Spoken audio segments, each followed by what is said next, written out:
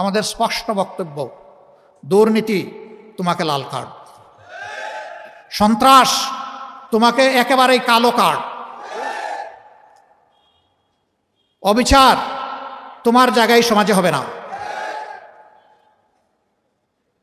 একটা দুর্নীতিমুক্ত, সামাজিক সুবিচারে পরিপূর্ণ, একটা ভারসাম্যপূর্ণ অর্থনীতির দেশ হিসাবে বুক চিতিয়ে যুদ্ধ করা যুবকদের হাতে তাদের মেধার মূল্যায়ন করে তাদেরকে দেশ গঠনে তাদেরকে কাজে লাগানোর সেই পরিকল্পনা নিয়ে আগাচ্ছে বাংলাদেশ জামাত ইসলামী। আমাদের অঙ্গীকার একেবারেই স্পষ্ট, আমরা শিক্ষা স্বাস্থ্যকে সবচেয়ে বেশি গুরুত্ব দেব। কারণ একটি ভালো জাতি গড়তে হলে অবশ্যই আমাদের একটা ভালো শিক্ষা ব্যবস্থা লাগবে। আমাদের শিক্ষা ব্যবস্থা ভালো নেই। একটা ভালো জাতি গড়তে হলে অবশ্যই সুস্থ সবল আমাদের সন্তানদেরকে চিকিৎসা দিয়ে গড়ে তুলতে হবে। আমাদের স্বাস্থ্য ব্যবস্থা সেরকমটা নয়, ভঙ্গুর স্বাস্থ্য ব্যবস্থা। আমাদের দ্বিতীয় অগ্রাধিকার হচ্ছে দুর্নীতির বিরুদ্ধে আমাদের লড়াই। আল্লাহ ক্ষমতায় কারে নিবে না নিবে উই ডোন্ট নো। এই অ্যালটমেন্ট আসবে ইনশাআল্লাহ আসমান থেকে। আমরা বাংলাদেশের জনগণের রায় পেয়ে এই দেশ পরিচালনার দায়িত্ব পাই কিংবা না পাই, দুর্নীতি মাটিতে নেমে না আসা পর্যন্ত আমাদের লড়াই চলবে ইনশাআল্লাহ।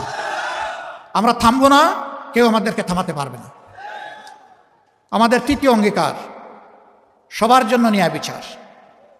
এটার থেকে গরিব ধনী দল ধর্ম নির্বিশেষে কেউ যেন বঞ্চিত না হয়, সবাই যেন আইনের সমান সুযোগ পায় এবং ন্যায় বিচার পায়। সামাজিক এই ন্যায় বিচার নিশ্চিত করা আমাদের চতুর্থ অগ্রাধিকার।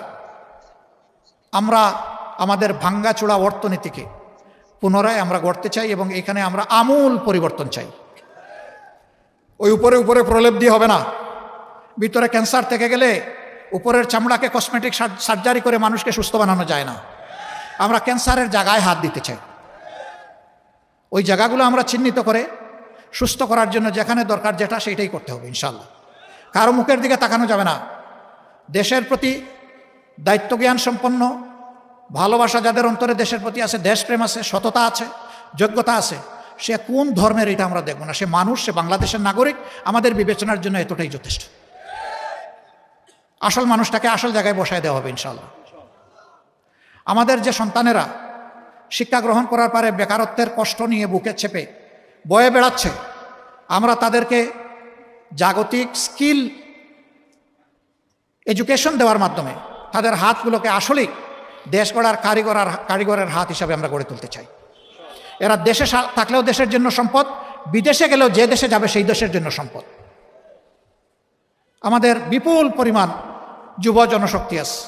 দুনিয়া এখন 1 কোটির মতো আমাদের প্রবাসী কর্মচারী আছে, কাজের লোক আছে।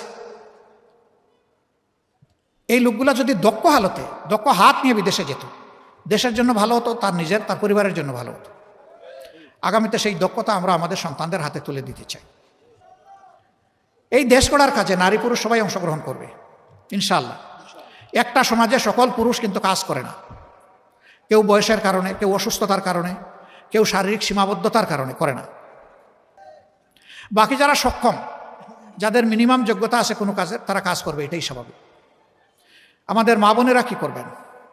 কিছু কিছু সংসারে মা বোনদেরও প্রয়োজন তাদের আয় রোজগারের।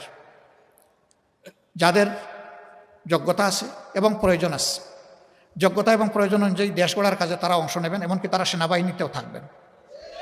কারণ রাসূল করিম সাল্লাল্লাহু আলাইহি সাল্লামের সেনাবাহিনীতে মহিলারা ছিলেন, উম্মাহাতুল মুসলিমিনরা ছিলেন। একমাত্র বদর যুদ্ধ ছাড়া সকল যুদ্ধে আল্লাহ রসুলের সাথে কমপক্ষে আমাদের একজন মা আল্লাহ রসুলের সাথে ছিলেন। শুধু একজন মা না, বিপুল সংখ্যক মহিলা যুদ্ধে অংশগ্রহণ করেছেন। যুদ্ধের মতো কঠিন কাজ যদি রাসূল করিম সাল্লাল্লাহু আলাইহি সাল্লাম তাদেরকে শরীক করেন, তাইলে দুনিয়ায় কোন কাজটা আছে তারা পারবেন না? অতএব তাদের যেখানে প্রয়োজন আছে এবং যেখানে যোগ্যতা আছে তারাও কাজ করবে। তবে এখনকার সমাজে তাদের না আছে সামাজিক নিরাপত্তা, আর না আছে তাদের সম্মানবোধটুকু। ইনশাআল্লাহ দেশ আমাদের হাতে যদি পড়ে, আমাদের অঙ্গীকার আমাদের মা, আমাদের বোন, আমাদের জায়া, তাদের নিরাপত্তা এবং তাদের সম্মানটুকু আমরা পর্যাপ্ত পরিমাণে নিশ্চিত করবো ইনশাআল্লাহ। এটা ঘরে, চলাচলে, কর্মস্থলে, সব জায়গায় এটা নিশ্চিত হবে ইনশাআল্লাহ। আমরা তো ওই সমাজের জন্য কাঙ্গাল হয়ে বসে আছি। যেই সমাজটা রসুল করিম সাল্লাল্লাহু আলাইহি সাল্লামের হাতে কোরআনিক সংবিধান অনুযায়ী গড়ে উঠেছে। আর জীবনের শেষ লগ্নে জুমার খুতবায় দাঁড়িয়ে আল্লাহ রসুল বলেছিলেন, খায়রুল কুরুনি কারনি সুম্মাল্লাযীনা ইয়ালুনাহুম সুম্মাল্লাযীনা ইয়ালুনাহুম। আমার যুগ বিশ্বের শ্রেষ্ঠতম যুগ, আমার পরের যুগ এর কাছাকাছি, এর পরের যুগ তার কাছাকাছি, এরপরে আল্লাহ রসুল আর কিছু বলেন না, কারণ খেলাফতের নিয়ামত অতটুকুই ছিল।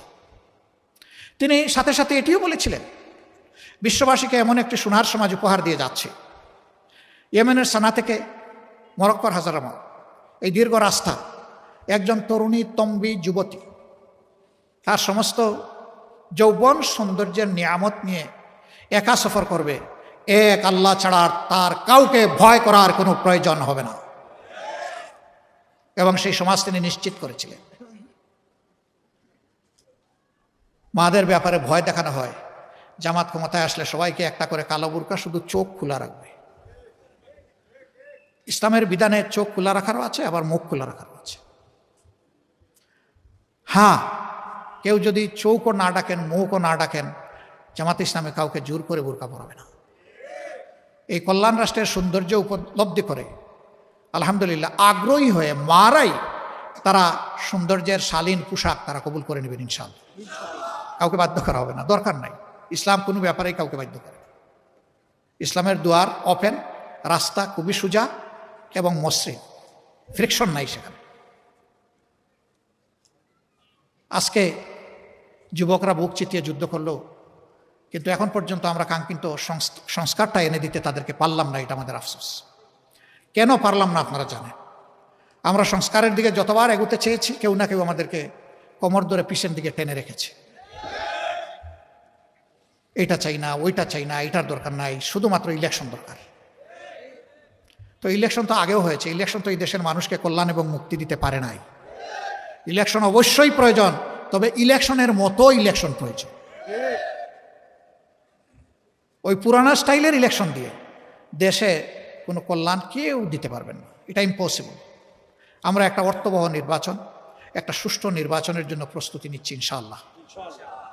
এই ক্ষেত্রে বন্ধু সকল সংগঠন, সকল প্রার্থীর যারা কর্মী, সহযোগী, নেতৃবৃন্দ, সবাইকে আমরা অনুরোধ জানাবো, রাজনীতিটা রাজনীতি দিয়ে যেন হয়, রাজনীতিটা যেন নীতি দিয়ে হয়। রাজনীতিতে নেমে আমরা যেন কাদা ছুড়াছুড়ি না করি, আমরা যেন পরিবেশ কেউ নষ্ট না করি, আমরা যেন কেউ গায়ের জোর খাটানোর চেষ্টা না করি, আমরা যেন কালো টাকা দিয়ে কেউ মানুষের বিবেক কেনার দুঃসাহস না দেখাই। টাকা দিয়ে তো ভাই আপনি গরু, ছাগল, মুরগি কিনবেন, মানুষ কিনবেন কেন? মানুষ তো আশরাফুল মাখলুকাত। টাকা মানুষের দিকে বাড়ানোর মানেই হচ্ছে তাকে অপমান করা। এরকম কেউ মেহরবানি করে করবেন না। আমরা তো করার প্রশ্নই ওঠে না, এটা আমাদের প্র্যাকটিসে নাই, আমাদের চিন্তায়ও নাই, কল্পনায়ও নাই। আমরা এটাকে ঘৃণা করি। যদি আমাদের কথায় আস্থা রেখে একজন মানুষও ভোট দেয়, এটাই বুঝবো আমাদের সফলতা। আর আমাদের উপরে যদি আস্থা না থাকে আর সব ভোট যদি কিনে এনে বাক্সে আমরা ঢুকিয়ে দিই, এটা আমাদের নির্লজ্জ ব্যর্থতা। আমরা ওই নির্লজ্জ ব্যর্থতার দিকে যেতে চাই না। ভোট আপনার আমানত, আপনি কারে দিবেন না দিবেন, তবে অবশ্যই দিবেন। ভোটটা আপনি প্রয়োগ করবেন, ভোট দেওয়া থেকে আপনি বিরত থাকবেন না। মনে রাখবেন, আপনার আমার জন্ম কোনো দলের জন্য হয় নাই, আপনার আমার জন্মই হয়েছে আল্লাহ তাআলার প্রয়োজন পূরণের জন্য, এই সৃষ্টির সৌন্দর্য বিধানের জন্য, দেশ এবং জাতিকে কল্যাণের দিকে নেওয়ার জন্য। অতএব আমার কাছে দল যেন বড় না হয়, আমার কাছে আমার বিবেক যেন বড় হয়। কোনো দলের প্রতি অন্ধ হয়ে সেই দলের অন্ধ সমর্থক হওয়ার প্রয়োজন নাই, অ্যাটলিস্ট আমাদের দলে প্রয়োজন নেই। যারা এই দলটাকে ভালোবাসবেন তারা যেন কলিজা দিয়ে ভালোবাসেন। আপনার বিবেক যেন বলে যে হ্যাঁ, এই দলটা আমার ভালোবাসা পাওয়ার উপযুক্ত, তাইলে আপনি ভালোবাসবেন। আপনার বাপ দাদা, আপনার কোনো ভাই বন্ধু এই সংগঠন করতেন, শুধু এতটুকু জায়গা থেকে এই দলকে আপনি চাইলেও ভালোবাসতে পারবেন না। এই দলকে ভালোবাসতে হলে এই দলের আদর্শকে ভালোবাসতে হবে। আর আমাদের আদর্শ কোনো বানাওয়াট আদর্শ না, আমাদের আদর্শ আল্লাহ তাআলার দেওয়া যে আদর্শ, যার চাইতে শ্রেষ্ঠ কোনো আদর্শ হতে পারে না। এই জন্য আমরা আপনাদেরকে অনুরোধ করব যে আপনাদের হাত দিয়ে ব্যালটে যেন বিবেকের প্রতিফলন ঘটে। আমাদের কথাগুলো যদি ভালো লাগে, আপনি নিজে আমাদের জন্য দোয়া করবেন। আপনি আপনার পরিবারের লোকদেরকে বলবেন, আপনার প্রতিবেশীদেরকে বলবেন, আপনার কর্মস্থলের সঙ্গীদেরকে বলবেন। যদি আমাদের কোনো কথা আপনার অপছন্দ হয় আমাকে বলবেন, আমরা কথা দিচ্ছি সংশোধন হব। এটা যদি কোনো বাজে কথা হয়, মন্দ কথা হয়, আমরা সংশোধন করে নেব। ভালো হলে আমাদেরকে বলবেন না, অন্যকে বলবেন। আর আমাদের কথা মন্দ হলে আমাদেরকে বলবেন। আজকের এই রাতে কষ্ট করে আপনারা এখানে এসেছেন, আপনাদের সবার প্রতি আমরা কৃতজ্ঞ। সবাই দোয়া করবেন। ফেব্রুয়ারির প্রথমার্ধে যে নির্বাচনের জন্য জাতি পিপাসার্থ হয়ে বসে আছে, এই যে জেনারেশনে একটা ভোটও দিতে পারলো না, এই যে মানুষগুলো গত তিনটা নির্বাচনে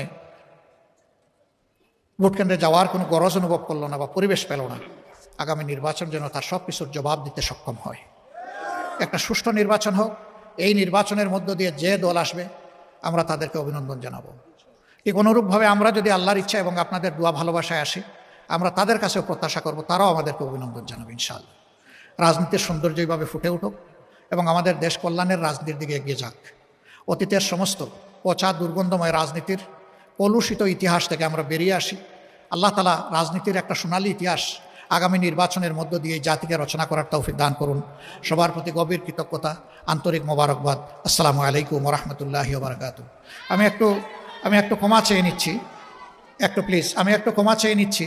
এখন আমাদের সন্তানদের, ছোটমণিদের বার্ষিক পরীক্ষার সময় আমরা ডিসিশন নিয়েছি যে ওদের পরীক্ষা শেষ না হওয়া পর্যন্ত রাতের বেলা আমরা আর কোনো পাবলিক মিটিং করব না। এতে তাদের সামান্য বিঘ্ন ঘটলেও এটার জন্য আমরা দায়ী থাকব। আজকে যেটুকু বিঘ্ন ঘটেছে এর জন্য আমি ক্ষমা প্রার্থী, আপনাদের কাছে দোয়া প্রার্থী। আসসালামু আলাইকুম।